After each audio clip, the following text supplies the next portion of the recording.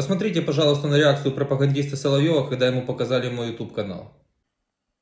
Так, вот у нас есть такой Денис. Денис, пошел вон. Так понятно будет? Вон пшел, мерзкая скотина. Ай-яй-яй-яй-яй-яй. Поэтому, кто еще не подписан, обязательно подпишитесь. Вы увидите и услышите здесь много интересного. Особенно я жду вас на стримах. Ссылку на последний стрим я оставлю в комментариях. Присутствовало 2000 человек. Жду вас.